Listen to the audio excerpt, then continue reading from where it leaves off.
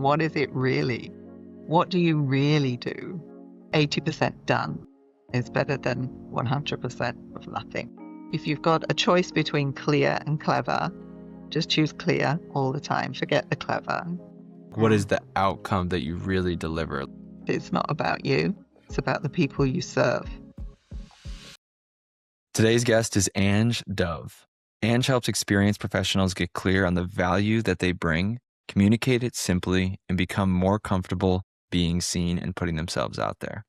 In our conversation, we discuss why experts resist promoting themselves, how perfectionism and procrastination can keep getting in the way and keep your good work hidden, why clear always beats clever, and how AI is changing the way people think about their skills and the future of work.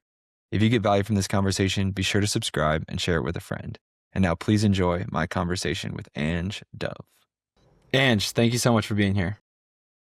You're welcome. Thanks for having me, Ian. It's great to be here. Sure. So Ange, a lot of experts have, experience and have delivered strong results for their clients, but people still don't fully understand what they do or why it matters, right? This is something that you lived through yourself for years. So why do experts with real experience and results still get overlooked? A lot of it could be that they just are reticent to promote themselves. And that could be like here, I'm in Singapore, so definitely in Singapore, it's a cultural thing that they don't want to be seen as boasting about themselves. So that's one thing that can hold them back. But basically, it's just not putting yourself out there and getting visible, getting content out there, choosing what platforms you want to be on and just showing up, really. Yeah. So what was it for you? Was it kind of the feeling a little uncomfortable boasting about yourself? Because I think for me, it's a combination of things, right? It's what's keeping me from really putting myself out there, promoting myself as much as, I guess maybe the results or the feedback that I've gotten from clients they would expect. But it's it's the not really wanting to boast about myself. Also, it's, can be kind of scary to put yourself out there. But what was it for you that kind of held you back?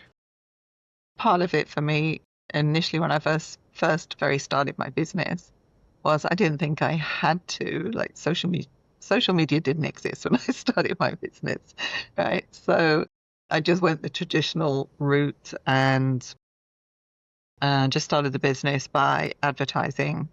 And it was advertising a business. It was nothing to do with me. So I wasn't on my website. There was no picture of me on the website. My name even wasn't on the website. We didn't say who founded the company, nothing, right? So I was completely invisible. And then when social media did start, the same thing then, if you Googled my name, I didn't come up anywhere, right? So I was completely invisible.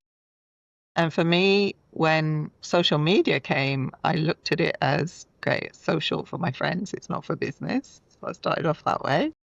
And then when it was obvious that you should be on there and promote your business, I just didn't want to. Then it was kind of imposter syndrome, or I'm not good enough. I don't want to be on camera. And I certainly didn't want to be on moving camera, right? On video. I did not want to do this kind of thing at all. Not at all. So that really held me back for a long time. Yeah. And what was the kind of breaking point for you? What kind of got you to be like, okay, I just need to kind of get over myself, kind of do the scary thing, kind of put myself out there? Like, what made you take that leap? It was a coach that said to me, Ange, it's not about you. It's about the people you serve.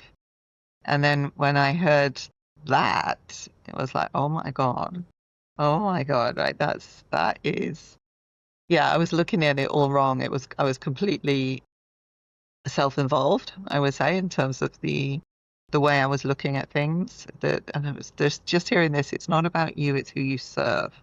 And coming at it from a serving perspective changed everything. And he basically said, there's an audience for everyone. And there's an audience waiting for you if you would just get out of your own way. Yeah. That's so right. good. It's not about you, it's about the people that you serve, right? And I think when you take that lens and you apply it to really anything that you do, it makes it easy to get out of your own way and, just not make it about you, right? Especially in the domain of creating content, putting yourself out there, taking these videos, sending it off into the world.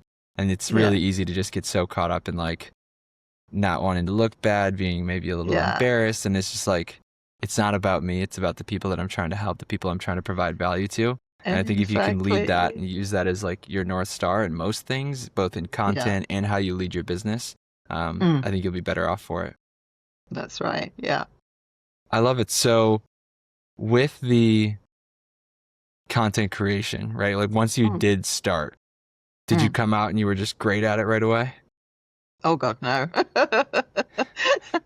Not at all.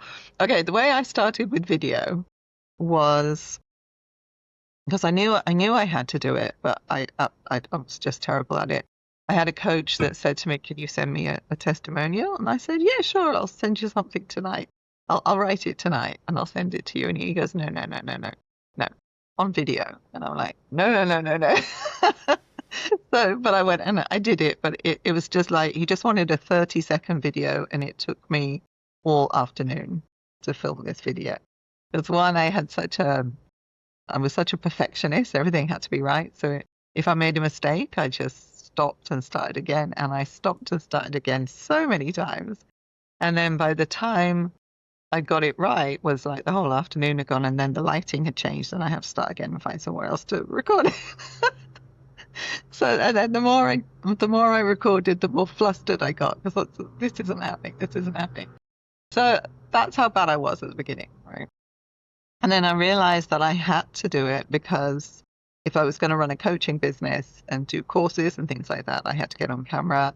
And podcasts weren't such a thing because they weren't on video at the time, but it was still the knowledge that I needed to be better on video. So I just set up a 21-day challenge and just invited people in. I said, if you're uncomfortable on video and you want to get good, come and join me for this 21-day challenge. So I taught them something different every day for 21 days, gave them homework to do, record your video, put it in a private Facebook group. And we did that for 21 days. And at the end of the 21 days, everyone was fine being on camera.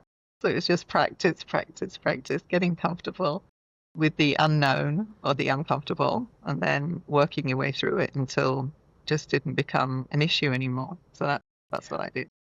I love it. I could see how that challenge environment, doing it with like a smaller, more intimate group of people where, the stakes are a bit lower. You're not going to take these videos and put them out into the big, scary internet. You're just going to take them and put them into this private Facebook group where we can all kind of, celebrate each other, cheer each other on, and give each other feedback, notes and whatever if they want it. I could see how that could absolutely work, and that sounds amazing. So you mentioned the idea of perfectionism, right? You were a perfectionist, and that was kind of, is what you took 100 takes of the same video trying to get it right. And I definitely suffer from that. I will record, even still today, right? This is the 60-second podcast that I've done. I'll still record intros and outros, 4, 5, 7 times at least, like each time. And it's just something I need to get out of my own way a little bit. So if you were coaching me, giving me advice on how to get over that perfectionist, because that can definitely be one thing that gets in the way. Like even when you do start, just trying to be perfect can also get in the way of even just starting and putting the first thing out there. How would you coach me through helping me get over this perfectionism idea? I would say, first of all, no one's going to notice between take 1 and take 7 any difference, I think. That's one of the things that I realized quite early on was we're so self-involved in what we're doing and we're so self-conscious, right, on what we're doing. But everybody else is leading their own busy lives. And what you think might be a mistake on video, people wouldn't even notice. I've done recordings in the past or it's been live, or I've done a recording where I couldn't go back and change it. I can't remember why. But when you're recording it, you're thinking, oh my God, that's like either a huge gap or I stumbled there and that's going to sound terrible. And then when you watch it back, didn't even notice it was there. So it seems worse when we're doing it than when we actually watch it back. It doesn't really get that noticed. And then the other thing I would say is, even if it is noticeable, it's usually so what? It's not a big thing. And 80% done is better than 100% of nothing. Right? So, and it's just a waste of time, right? Life's too short. That's what I'd say. For sure. Yeah. I mean, I think both points are 100% Mm, accurate, right? This idea of trying to get it perfect is, mm, nobody's really going to notice you, like, except for yeah. you, right? I have a few Mm, videos that like I can go back and watch and like I can see all the little imperfections and things, but nobody else is seeing that besides myself. And then I think what you finish with there is like the point that I need to have on a billboard right in front of me here is like 80% done is better than 100% of nothing, right? It's just, yeah. you can't let trying to be perfect be the thing that gets in the way of you just getting started and getting going and Yeah. finishing, right? You can't let that be what gets in the way of finishing, because this perfect idea, like, Mm, one, it's inachievable, really, like it's never going to mm, be perfect. And it's also just like, as far as like the order of priorities, done is way higher than perfect, right? Like you need it yeah. to be done and then you can make it better over time. So Yeah. yeah, Yeah. I need that Yeah. We, reminder we, big we time. tend to procrastinate a bit as well on that. So, and that's the reason. I mean, you look at why you're procrastinating, it's kind of, okay, well, what's really underneath that? What's stopping you? What's getting in your way? Sometimes we have to look at those questions as well. Is this something I really wanted to do? Or, Yeah.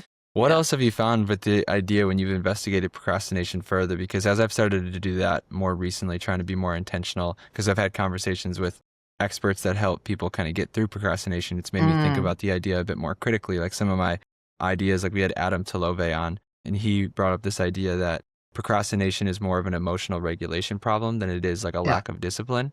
And I think one of the ideas that he had shared is like, you build up this idea in your mind. And again, and this is my own experience with procrastination.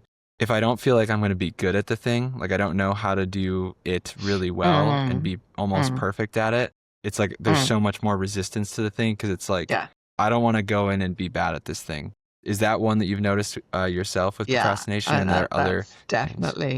definitely it.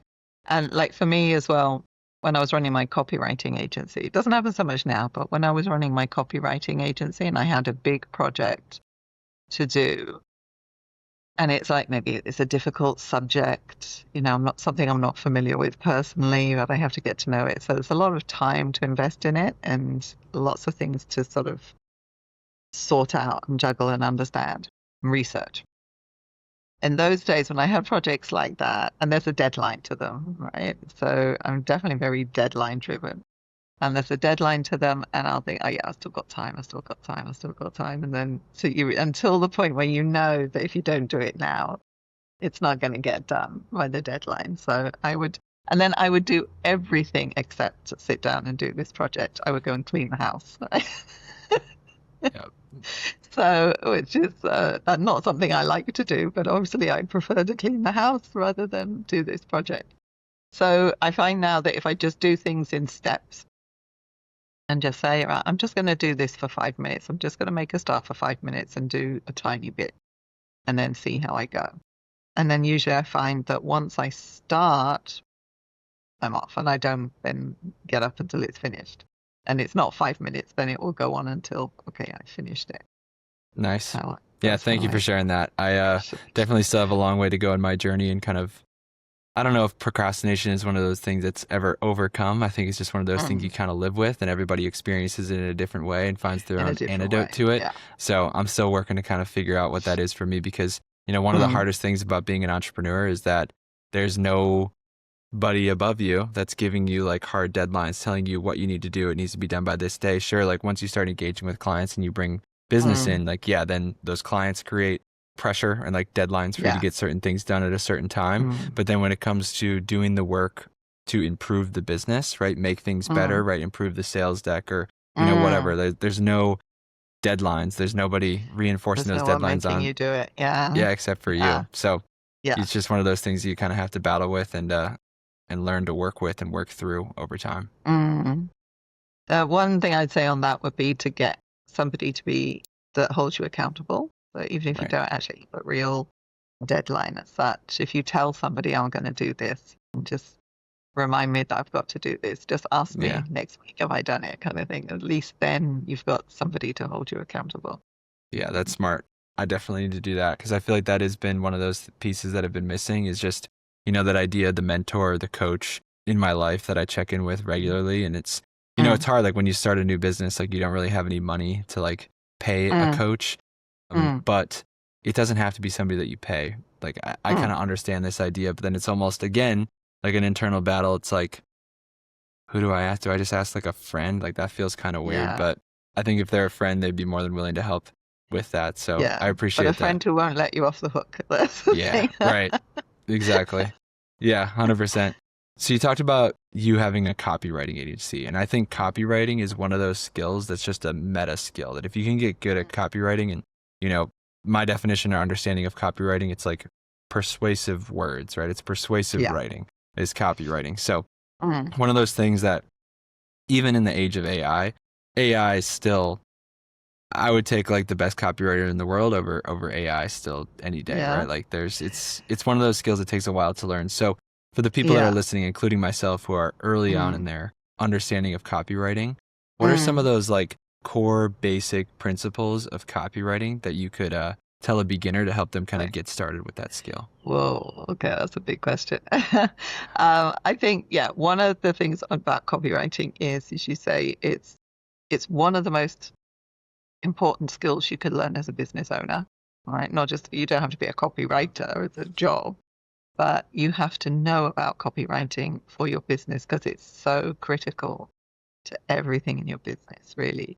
And people like, okay, when I first started copywriting in Singapore, there was a lot of attention to design, graphic design of how things looked, and not so much about the words that were on the page. They didn't care. So I would literally go to a design an agency, and get a job, get a brief from them, and sometimes the brief will be, oh, just write something there and write something there. There was no brief. Write something there and write something there and write something there. They showed me like a brochure with, the Latin dummy text. And so Yeah, just fill these words in here. So no respect whatsoever for what words could do in the work. But actually, even if you have pictures, if you have no words, your marketing doesn't mean anything, right? And yeah, it's so crucial because you're basically selling to people while you're not there. So your words have to do everything. Like a salesperson can go in and you can build a rapport and you can, have a conversation and lead the sale on. But if you're not there, those words have to sell on behalf of that salesperson, yeah, right? You've got to right, get that click, right? yeah. So I would say that the main principles, I think I maybe, say, and I can try and ask this in a way that's a little bit more easier to answer. Not such a huge mm, question, I guess. But I think ah, maybe, what do you feel like when you started your own journey of learning ah, copywriting? Some of those mm, mistakes that you made early on. Like, what are the common mistakes that you mm, made early starting with copywriting that you ultimately learned okay. over time? Being too verbose, too many words, be one. You've got to keep it short and simple, be one. Write to an age group that's like 12 years old, be another, Okay. right? Hook them in with something that's going to make. So basically, each sentence or each word needs to go on to the next. It needs to give them a reason to read more. So you've got to go through that journey of, and I'd say one of the things a lot of people miss out in a copywriting piece is the empathy part. After the hook, you've got to have a section that makes the reader understand that you understand where they Mm, are. So you've got to sort of repeat the pain, if you like, of where they are and just make it understood. Yeah, I'm talking to you, right? So mm. that you want them to feel at the end of it that, oh my God, you're speaking to me. How did you read my mind? That's what you've got to be thinking of, right? So that's often a piece that gets missed. Yeah. And that's one of the most crucial pieces because that's when they start to trust you. When they get to understand, oh my God, you're talking about the problems I have personally. And nobody's understood this before, right? You understand it. So therefore, if you understand it, you'll be able to fix my problem. Yeah, that's one of those sayings that has stuck with me. I think I heard Alex Hermosi or somebody else Mm, say it. The person or the business that can most clearly articulate the problem that the mm, prospect is experiencing is going to win the deal. Because if you yeah, so clearly articulate the problem that this person is experiencing, they automatically will believe that you have a solution for it. If you can accurately and clearly articulate the problem that I'm experiencing, it's like, oh, this guy understands the problem. He's got to have a way to mm, fix it. yeah. And then I would say also, you mentioned AI. AI can do a pretty good job of this, but you have to know what to put in order to get good Right. stuff out, right? Yeah. So one of the things is just being able to prompt it correctly and just say exactly what you want out of it and what role the AI should play. Yeah. So the best copywriter in the world, right? It's like, tell me who you are. You're the best copywriter in the world to write me ABC. And you can get some pretty good stuff out of it. Yeah. And like when AI first came, you know, when ChatGPT was released, someone told me about it. I wasn't even aware of it. And someone told me about it, and I was like, computers can't write. There's no way. That the English language is too complicated. I taught it for 10 years. It's too complicated. You know. So then I tried it, and I was like, oh, okay, this is going to change my business. Right? And I'd had all the way through running the business for over 20 years, I'd had this is one thing I'm going to say to your listeners is always be prepared for change. So all the way through the business, there were changes and we had to pivot. Every few years we'd have to do something differently because the business had changed, the market had changed. Mostly it was technology driven. So it was things like when I first started the business, my main jobs were newsletter writing for print newsletters. Like that's how far back that went, print newsletters. And then when Google came along, that changed everything. So we had to then learn how to write for the web, write for the internet. And that was a different thing. Then there were things like mass email.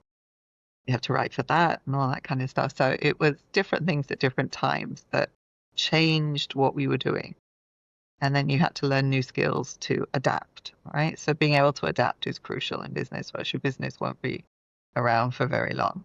Yeah. But ChatGPT was the biggest one, for sure. That was, okay, this has changed how people are going to write. And how did you navigate this change? So now we're a few years into this. How did you navigate this change for your business? Yeah, first of all, at first I put my head in the sand. No, this isn't happening. At first, this isn't happening. No. Then realized, okay, yeah, it is happening. And, you know, as you say, you can't put the genie back in the bottle. This is here to stay. And what I've come to the conclusion now is, like, very early on, it was kind of like it's a big pendulum that would swing one way or the other. So I had some clients that was, no way are you going to use AI in my writing. Do not use AI in my writing. So that was one side of the spectrum. The other side of the spectrum was, yeah, I don't need you because I can get AI to do it. And I'd go to networking meetings and introduce myself as a copywriter, and they'd say, do people still need copywriters? I was like, well, no.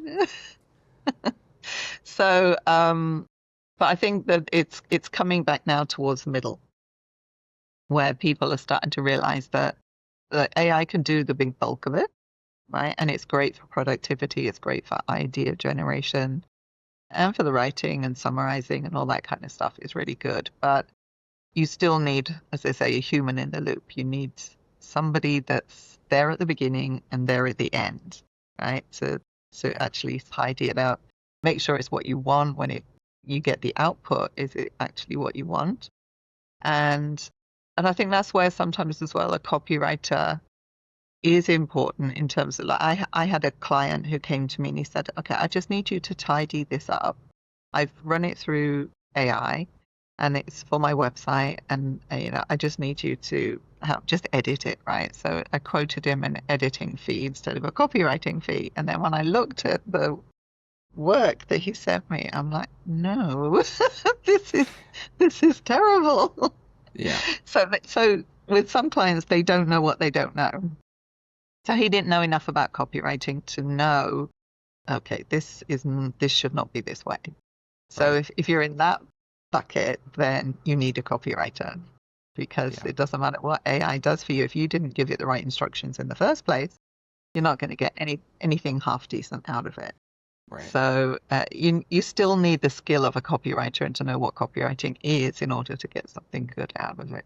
For sure. Yeah, you need that initial seed, as you had talked about. And it's so much more. And trust me, I've tried. It's so much more than just taking the PDFs of the best copywriting books and loading them into a message and just being like, hey, use the principles from these books and help me write a landing page for my business that does X, Y, and Z, right? That doesn't work. I promise. I've tried 1,000 times, but so you need and I think the issue with it is you still need the person, the human, and maybe AI will eventually get to this point, but you still need someone like yourself who has the ability, the skill of decades of copywriting to be able to see the initial vision, right? Have the initial vision of this is your message, this is your unique angle, this is what we need to press on. This is what we need to emphasize. This is what the copy should achieve, right? You need that initial vision, that seed, right? That the strategy, I guess, might be the right word to kind of catch all of that together.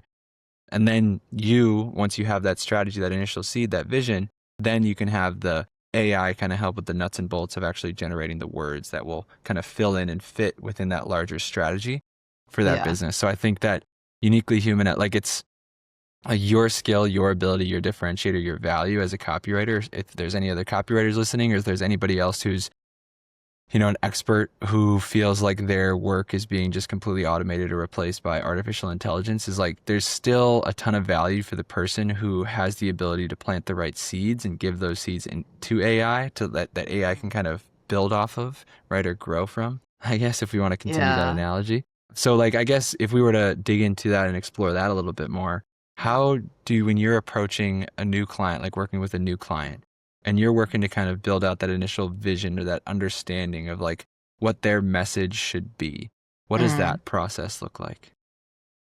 Yeah, that's such an important process. So what I do now with people is, instead of saying I'm a copywriter, more a personal brand and business coach, and I'm still taking the same principles. I'm doing the same thing I always did, but it's just a different packaging. It's wrapped in a different package, right? So having the message clear is the most important thing in your business. If your message isn't clear and nobody understands what it is you do, they're not going to buy from you. That's just principle number one, right? They're not going to buy from you if they don't understand what it is they're getting. So being able to convey the value that you bring is the first thing, I think. And people overcomplicate as well. They're trying to be clever. And I say, if you've got a choice between clear and clever, just choose clear all the time. Forget the clever. You don't have to be a copywriter. You're not trying to impress people with your writing. You're trying to get them to buy from you. So be clear all the time. So we're really looking at just making it simple and basic. And sometimes people are surprised when I say, this is just write a sentence that's this structure. And they look and go, oh, but that's so simple. Yeah, it is. But it's hard to actually get that information into that simple sentence, because it's what is it really? What do you really do? Getting that information out of people is, that's the hard thing to get. Yeah, what do you really do? So when you're saying that, the way that I interpret that is meaning okay, yeah, you do this surface thing, but what is the outcome that you really deliver? Kind of going layers deeper. Is that what you mean by that? Yeah, yeah. But also you're putting it in a simple sentence. So it's you've got to really clarify what you do, who you do it for, what the results are. And I think a powerful one is then, what do they not have to do as a result? So where are you alleviating their pain? Right. So it's using the word without, this, nice. That, and the other. So, and it's a simple formula. But basically it's answering the question, what do you do? Yeah. And you've probably experienced, if you go to a networking event or whatever, and someone asks you, what do you do? And you just stumble on your words. And it's the simplest question on the planet. And it's one of the hardest to actually answer and lead to the question of, oh, tell me more. That sounds interesting. Tell me more. Right. Yeah. Yeah. So if you don't mind, I would love to flip it on you, just so you could kind of serve as an example for the people in the audience.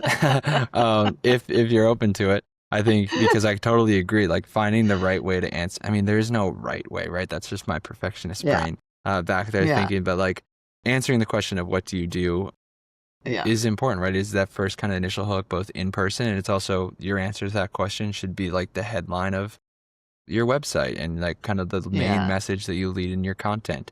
Yeah. So I think if you could answer that question of what do you do, and then kind of serve as an example, kind of a standard of the audience, if you're open to it.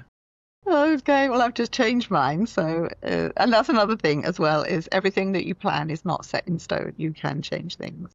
And like I've been looking at, okay, questioning myself, what do I really do and who do I really do it for? And I'm writing a book. I'm still working on the title of it, but it's around the plan B. Because you mentioned a little bit earlier about people are worried about their jobs because of AI. They're worried about the job. And I think this is a really valid thing because we don't know where it's going. We don't know what's going to happen. So what I'm working on now is just helping people that are basically Gen X is my audience. So I'm helping Gen X to understand who they are, what value they bring so that they can live a life with freedom and impact. That's what I'm Wow. really giving with them. So it's That's helping amazing. people that they've been in corporate all their life and they've either got to the stage where it's, I don't want to do this anymore, or I know something's coming and I may not have this anymore. I've got to prepare for the future of work. And the future of work is going to look very different. And it can be people who maybe want to go and do fractional work, be a fractional CMO or a CFO or whatever, where they might work for several companies in a space that has them doing part-time work at each company, but that's becoming very popular. Or they decide they want to set up their own business completely and take their knowledge and build a business based on that knowledge. Yeah. So I would love to explore this idea of what you think the future of work does look like. Do you think it is really driven by more like the individual kind of, not to use too strong of a word, but kind of being forced into a situation where each individual kind of has to figure out how to create their own value for the world? So like they need to figure out like what value can I uniquely go provide? Is that like one of those core principles you I believe the think future of so. work looks like? I think so. I think so. Yeah. And you look at, like, I look at my children's generation, and the values that they have are very different than the values we had. So the generation to generation is changing as well. So you've got this big shift in AI, plus a complete, and as a result of maybe social media more than AI, you've got a complete shift in how people see the world and how they want to live in it. And for the first, I read this just last night actually, which validated what I was thinking, is that for the first time in history now, there are less people taking part in social media than before. So there are people that are leaving, and the younger generation mostly are the ones that are, I don't want to do this. This isn't my world. And they're going back to nature, simplification of life, small communities, and they just don't participate in social media. And I think part of it probably is like bullying, all of that kind of stuff as well. So Yeah. that's changing as well. That's great to hear. I'm happy to hear that the world is healing. I think, Yeah. yeah. I think there's enough awareness now of just how harmful Yeah. social media is and how much it's just Mm. like. I mean, you watch The Social Dilemma. That's a Yeah. classic documentary that came out maybe almost 10 years Yeah. ago now, but it's eye-opening of just how harmful Mm. social media platforms are. Obviously, again, there's two sides of every coin, especially with modern technology. It's only Mm. accelerating.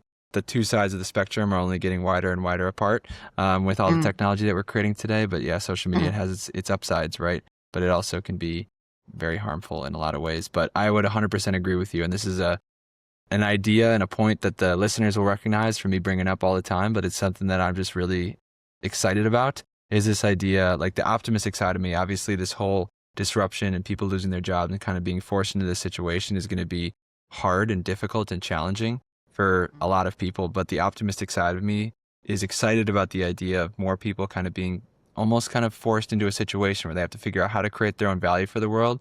Because I think Yeah. in order to be successful in doing that, finding a way for you to individually create value in the world, you have to learn so much more about yourself. Like, what am I actually Mm. genuinely interested in? What am I Yeah. interested enough in and curious enough about to be able to spend the time required to get good enough at a thing to be able to provide the Mm. value to the world, Yeah. right? So I think it's going to Yeah. bring more people connected to who they are authentically. again, this is another conversation that seems to keep coming up on the podcast lately, but I believe that every individual does have a unique contribution to make to the world, right? Every individual I has a think divine spark within them. And I think that this transition is going to bring everybody closer to that, or the people that can kind of successfully navigate it, bringing them closer to it. And then these tools will enable more and more individuals to be able to pursue that kind of journey. Not that it won't be tough, because you're going to have to, be bad at, recording yourself, record the same video 50 times starting out. It's going to be a bumpy ride, but I think in the long run, I think we'll be better it's for it, worth because It's more worth people, it, will be brought to the world. Yeah, definitely. I mean, when I started my business, I kind of did it because I really just wanted to stay at home and look after my kids. That was the real. I didn't intend to start a business. Actually, it was accidental, but it grew really quickly, and then I ended up having to not move out of the house, but move my office out of the house and rent.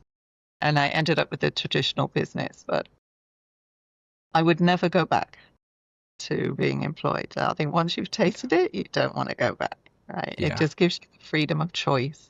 And that's what I want to give people, is the ability to choose what they want to do. Yeah.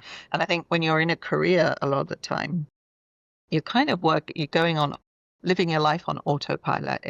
This is what you were told to do. You had to get a job and work for one company and 9 to 6, whatever. Once you're forced to do something different, it's scary at first. But so many people I've spoken to have said when they look back afterwards and they join the dots after it's happened, then they realize that was a catalyst for change that made their life better, and that they wouldn't go back. Right? Yep. This autopilot lifestyle of, okay, I get up and I go to the job or whatever, and then they realize halfway through, this isn't what I want to do. Find what really moves you, what gives you passion, and do that. Because, like, you spend at least a third of the day at work. Every day of your life, you spend a third of the day at work at least. A lot of people more, right, than that. But it's got to then be something that fills you up, right? It doesn't drain you. It's got to fill you up. Yeah, and that's the pursuit, right? That's what we're looking for, and at least that's what I'm looking for, right? Is just finding that thing that really does light me up. Like, what is the thing that I'm going to wake up every day excited about, and then go to sleep tired because I, worked. I kind of gave it everything, right? It's just, what can I show up and just be so engaged and enthusiastic and working on? And I think I'm doing more and more of that. I'm trying to do more and more of that every day, and I'm closer to it. But I think that's the pursuit that we're all on, because I think once you find something like that, everything else just kind of happens as a side effect, right? You're going to be successful, you're going to make the money. Yeah. Right. Everything else just kind of happens as a side effect. But yeah, I did that with my copywriting company. I never felt that I was working a day. Didn't feel like work at all. That's amazing. Yeah, and I think those hard projects where I do want to start, but yeah. I mean, there's always going to be moments where there's just things that you don't want to do, but it's the way that I describe it is how good do you feel when you make progress? How good do you feel when you make progress when you do a good, and I think the cool thing about kind of stepping out and going and doing your own thing, and we're preaching to the choir for most of the listeners here or other entrepreneurs, but the coolest thing about stepping out and going out on your own, there's a lot of reasons, right? I think the act of doing that is you taking a bet on yourself to figure it out, right? You're taking full accountability over the outcomes in your life, right? You're not leaving the promotion, the advancements of your career in the hands of anybody else. You're taking 100% ownership over the outcomes that you create, right? Which I think is if you believe in yourself, or you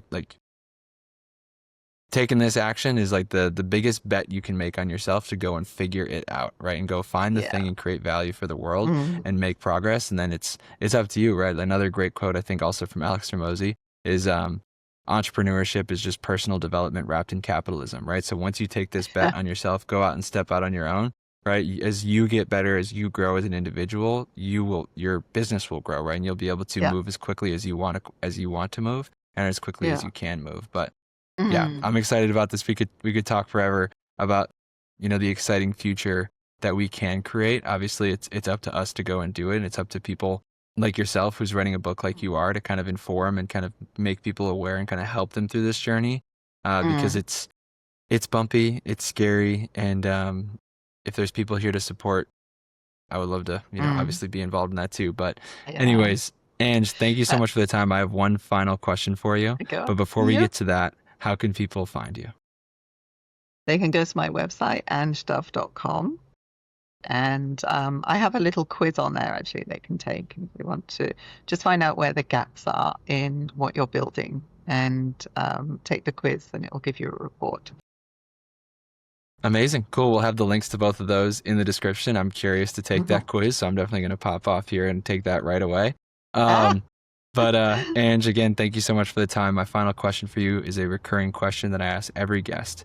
But if you Okay. had a giant billboard with one message to kind of deliver to the world that everyone in the world would see for 10 seconds, what would that Oh, billboard say and why? believe in yourself and just do it. Believe in yourself and just do it. I love it. And I think the reason for why is evident for the whole latter half of our conversation here today, because you're all you've got, Mhm. and just Mm, get going, just get started. I love it. mm, mm. Ange, thank you so much for the time. You're welcome. Thank you. Thank you for listening. The main thing I'm taking away from this conversation is that putting myself out there gets a lot easier when I stop treating it like a test of me, or like a test of myself. So even for this conclusion that I'm recording, right, my instinct is to focus on how I look, how I sound, and whether I get every single word correct. And that tends to honestly make it a lot harder for me to even just get started, because I know that, oh, that's going to mean I got to make like 8 or 9 takes. I'm going to hesitate. And then ultimately I wait till the last minute and then never really get it done very well to begin with. And then in other events where, I have kind of a hard deadline to get this kind of intro and outro recorded, for the other things that I just want to create and put out there, it just never gets done, because that the amount of weight that I'm putting on it just gets in the way of me even getting started.